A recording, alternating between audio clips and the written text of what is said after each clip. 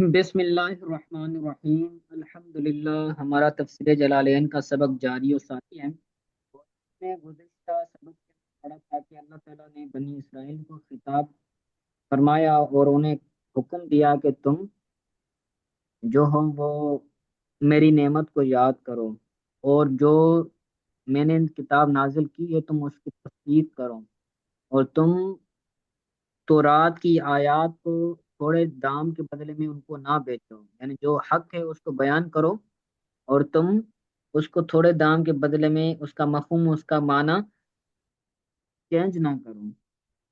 تو آگے ہی اسی نصیحت کو، اسی خطاب کو جو بنی اسرائیل کو تھا، اسی کو کنٹینیو ہے آگے۔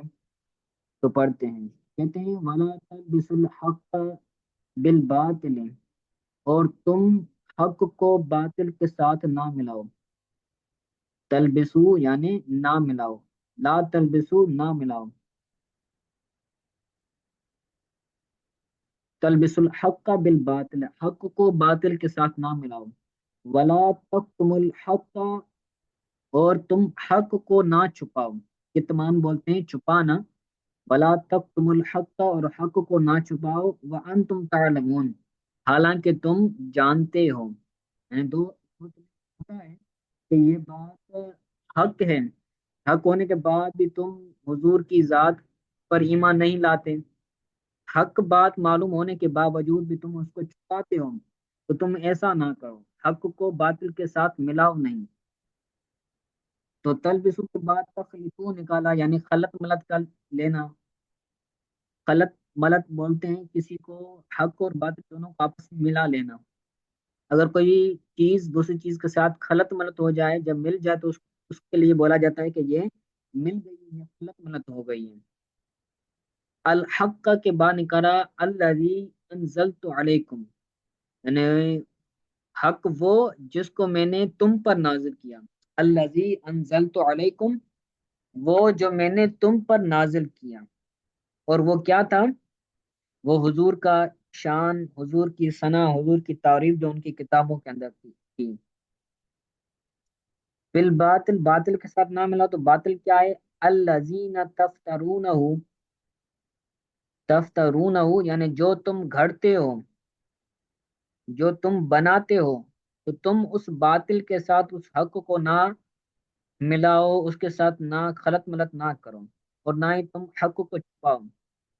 اور وہ حق کیا ہے؟ نعت محمد صلی اللہ علیہ وسلم، نبی کریم صلی اللہ علیہ وسلم کی تعریف جو تورات کی، اس کو تم چھپاؤ نہیں۔ تو یہ یہودیوں کو خطاب ہے، بنی اسرائیل کو خطاب ہے، حالانکہ تم جانتے ہو کہ یہ حق ہے۔ جو یہودیوں کے علماء کو پتہ تھا کہ ہماری کتابوں کے اندر آخر الزمان نبی کی تعریف مذکور ہے، لیکن پھر بھی وہ اس کو تبدیل کرتے تھے، اس کو اس کے اندر تحریف کرتے تھے، اور اس کو تبدیل کر لیتے تھے۔ تو یہ ان کو خطاب ہے کہ حق کو باطل کے ساتھ نہ ملاؤ۔ آگے کہتے ہیں وَأَقِیمُوا الصَّلَاةَ وَآتُوا الزَّکَاةَ وَارْکَعُوا مَعَ الرَّاکِعِینَ، اور نماز قائم کرو، اقیم الصلاۃ نماز قائم کرو، اور زکوٰۃ ادا کرو، اور رکوع کرنے والوں کے ساتھ رکوع کرو، ورکعوا مع الراکعین، رکوع کرنے والوں کے ساتھ رکوع ادا کرو، یعنی صلو مع المصلین، صلو مع المصلین محمد و اصحابہ صلی اللہ علیہ وسلم و رضی اللہ تعالی عنہم، یعنی نماز پڑھنے والوں کے ساتھ نماز پڑھو، اور وہ کون ہے؟ محمد و اصحابہ، نبی کریم صلی اللہ علیہ وسلم اور آپ کے اصحاب، یعنی جو سرکار علیہ الصلوۃ والسلام کی ذات ہے اور آپ کے صحابہ کرام ہیں، تو تم یہودی بھی مسلمان ہو کر حضور کے ساتھ تم نماز پڑھو اور مسلمان ہو جاؤ، ٹھیک ہے؟ تو یہاں پر پورا ہو گیا۔ آگے دوسرا مفہوم، دوسرا مقام شروع ہو رہا ہے۔ تو جو آگے آیت آنے والی ہے، میں نے آپ کو پہلے بتایا تھا نا کہ تفسیر جلالین کی یہ طرز ہے، اس کا یہ اسلوب ہے کہ جو آیت بعد میں آتی ہے تو اس کا شان نزول پہلے بیان کیا جاتا ہے۔ تو اب یہ جو میں نے ہائی لائٹ کیا ہے تو اس کا تعلق آگے آنے والی آیت کے ساتھ ہے، اس کو یہاں پر پیچھے انہوں نے بیان کیا ہے۔ تو آگے والی آیت کے بارے میں کہہ رہے ہیں کہ وَنَزَلَ فِي عُلَمَائِهِمْ، جو آگے آنے والی آیت ہے وہ ان یہودیوں کے علماء کے بارے میں نازل ہوئی ہے۔ نزل فی علمائہم، ہم سے مراد کیا ہے؟ ہم ضمیر سے یہودی، یہودیوں کے علماء کے بارے میں آگے آنے والی آیت نازل ہوئی ہے۔ وَكَانُوا يَقُولُونَ لِأَقْرِبَائِهِمْ المسلمین اثبتوا علی دین محمد صلی اللہ علیہ وسلم فإنہ حق۔ وہ جو ان کے علماء تھے، یہودیوں کے علماء تھے، تو قانو یقولون لأقربائہم، وہ اپنے قریب مسلمانوں کو کہتے تھے، لأقربائہم المسلمین، وہ اپنے قریبی مسلمانوں کو کہتے تھے، کیا کہتے تھے؟ اسبتو علی دین محمد، محمد صلی اللہ علیہ وسلم کے دین پر ثابت رہو، کیونکہ یہودیوں کے علماء کو حقیقت کا پتہ معلوم تھا کہ سرکار علیہ وسلم حق ہے، آپ ہی آخری نبی ہیں، تو وہ اپنے قریبی جو مسلمان ہو چکے تھے ان کو کہتے تھے کہ تم حضور کے دین پر قائم رہو، ثابت قدم رہو، فَإِنَّهُ حَقٌّ، حضور کا دین ہی حق ہے، حضور کے دین پر قائم رہو، حضور کا دین ہی، اسلام ہی کیا ہے؟ حق ہے۔ تو یہ آگے آنے والی آیت کے بارے میں شان نزول انہوں نے بتایا۔ تو یہاں پر غرض مفسر کیا ہوگا؟ شان نزول بتانا۔ تو آپ نے غرض مفسر کو لازمی طور پر یاد رکھنا ہے، یہ لازماً امتحان کے اندر آتا ہے۔ تو یہاں سے شان نزول بتایا، جو آگے آنے والی آیت ہے اس کا شان نزول یہاں سے بتا رہے ہیں۔ وہ آگے والی آیت کیا ہے؟ وہ آگے والی آیت یہ ہے کہ وَتَأْمُرُونَ النَّاسَ بِالْبِرِّ وَتَنْسَوْنَ أَنفُسَكُمْ، تو یہ جو آیت ہے نا، اس آیت کے بارے میں پیچھے شان نزول بیان کیا۔ یہ آیت کب نازل ہوئی؟ جب یہودی وہ کام کرتے تھے کہ اپنے قریبی مسلمانوں کو کہتے تھے تم حضور کے دین پر ہو، اور خود اسلام نہیں لاتے تھے، تو ان کے بارے میں یہ آیت کہ بِالْبِرِّ وَتَنْسَوْنَ أَنفُسَكُمْ، کیا تم لوگوں کو بھلائی کا حکم دیتے ہو؟ اَتَأْمُرُونَ النَّاسَ، کیا تم لوگوں کو بھلائی کا حکم دیتے ہو؟ وَتَنْسَوْنَ أَنفُسَكُمْ، اور تم اپنی جانوں کو بھول جاتے ہو، یعنی دوسرے لوگوں کو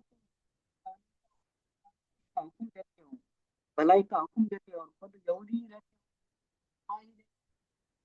تو جب تم دوسروں کو بھلائی کا حکم دیتے ہو کہ تم دین پر قائم رہو، حضور کے دین پر ثابت قدم رہو، لیکن اپنے آپ کو نہیں کرتے، تو اس کے بارے میں کہا کہ تم لوگوں کو بھلائی کا حکم دیتے ہو اور خود کو بھول جاتے ہو۔ تو بالبر کے بعد ایمان میں محمد صلی اللہ علیہ وسلم نکال کر بتایا کہ بھلائی سے کیا مراد ہے، وہ کس چیز کا حکم دیتے تھے؟ وہ حضور صلی اللہ علیہ وسلم پر ایمان لانے کا حکم دیتے تھے، بالایمان بمحمد صلی اللہ علیہ وسلم، سرکار پر ایمان لانے کا لوگوں کو حکم دیتے تھے کہ تم حضور کے دین پر ثابت قدم رہو اور حضور کا دین تسلیم کرو، اور خود کو وہ مسلمان نہیں ہونے دیتے تھے، یعنی تترکونہا، یعنی اس بھلائی کو تم ترک کرتے ہو، چھوڑ دیتے ہو، حضور پر ایمان نہیں لاتے، ولا تکونہا بھی، تو تم حضور پر ایمان لانے کا دوسروں کو حکم نہ دو، فلا تعمرونہا، تو تم حکم نہ دو، بھی، اس ایمان کا، فلا تأمرونها به، اس کا مطلب کیا ہے؟ اس کا مطلب یہ ہے کہ تم اپنی جانوں کو، ہاں زمین کا جو مرجع ہے نا وہ ہے انفس، یہاں پر جو انفس آیا ہے نا، تو تم دوسروں کو تو حکم دیتے ہو لیکن تعمرونها به، لا تعمرونها به، اپنی جان کو ایمان کا حکم نہیں دیتے، لا تعمرونها، اپنی جانوں کو تم حضور لانے کا حکم نہیں دیتے، یعنی اپنے آپ کو بھول جاتے ہو، اس کا مطلب کیا ہے؟ اپنے آپ کو ईमान लाने का हुक्म नहीं देते।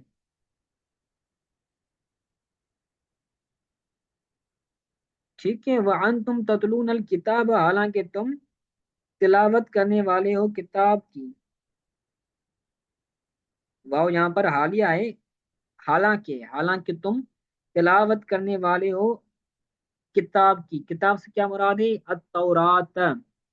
हालांकि तुम तौरात को पढ़ने वाले हो। वफी हल वईद हो, वफी हल वईद अला मुखालिफत कौल अमल। और इस तौरात में, और इस तौरात में अमल के, अला मुखालिफत कौल, कौल अमल। मुखालिफत है ना, ये मसदर है, तो मसदर का ये मफूल बन रहा है, अमल। ठीक है, तो मुखालिफत ये मसदर है और इसका ये मफूल है, यानी कौल, कौल का अमल के मुखालिफत करने पर, यानी आपका कौल एक हो और आपका अमल, कौल और अमल के अंदर तजाद हो, तो उसके अंदर वईद, तौरात के अंदर वईद है कि बंदे का अमल एक हो और बंदे का कौल दूसरा हो। तो वो उनका कौल क्या था? वो उनका कौल था कि हुजूर पर ईमान ले आओ, और उनका अमल इसके मुखालिफत, मुखालिफत में था। तो उनका कौल उनके अमल के मुखालिफ है, तो इसमें तौरात में इस पर वईद वारद की गई है। तो कहा गया कि हालांकि तुम किताब पढ़ते हो, फिर भी तुम हुजूर पर ईमान नहीं लाते। अफला ताक़िलून, क्या तुम्हें अकल नहीं है? अफला ताक़िलून, या क्या तुम्हें अकल नहीं है? यहाँ पर इस्तिफाम इनकारी है।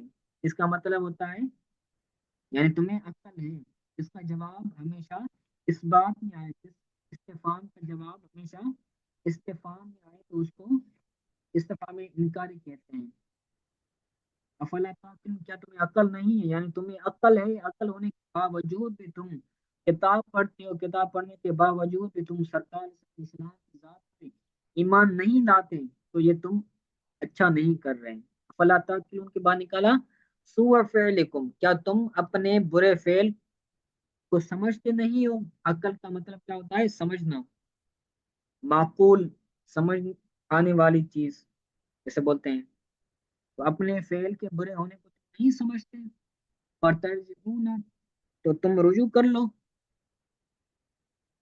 यानी तुम्हें पता है कि तुम जो फेल कर रहे हो, ये फेल बुरा है, कि तुम ईमान नहीं ले आ रहे हैं, फिर भी तुम्हें पता है कि हम बुरा काम कर रहे हैं, इसके बावजूद भी तुम रुजू नहीं कर रहे। रुजू, तुम्हें अपने बुरे फेल का इल्म है, तो तुम अपने बुरे फेल को समझो। फतरजिऊना, तो तुम रुजू करो इस्लाम की तरफ। ठीक है, तो यहाँ से ये जो इस्तिफाम इनकारी आया है ना, इसकी वजाहत करें। मह मह महल महलुल इस्तिफहाम, तो ये निसियान का जो महल है, ये इस्तिफहाम इनकारी की जगह पर है। निसियान वाला है, ये इस्तिफहाम इनकारी है। अफला ताकिलून जो है ना, इसका मतलब है कि तुम्हें पता है, तुम्हें अकल है अपने काम की, लेकिन फिर भी तुम्हें ईमान की दौलत नसीब नहीं हो रही है, तुम खुद इस्लाम कबूल नहीं कर रहे। जब बंदा कोई बुरा काम करे तो उसको बोला जाता है ना कि भाई तुम्हें अकल नहीं है, तुम ये बुरा काम कर रहे हो, यानी उसको अकल होती है। तो यही इस्तिफाम इनकारी है, यानी उसको, उनको अकल है, लेकिन अकल होने के बावजूद भी वो इस्लाम को कबूल नहीं कर रहे। तो ये तंबी करने के लिए उनको बोला गया है। तो यहाँ पर इस्तिफाम इनकारी है, यानी जिसका जवाब इनकार में आए, यानी इस बात में आए कि तुम्हें अकल नहीं है, यानी अकल है। ठीक है, तो इतना सबक काफी है, टाइम भी हो गया है। तो आप इसको अच्छी तरह से याद कीजिएगा, अगर कोई बात समझ ना आई हो तो वो फिर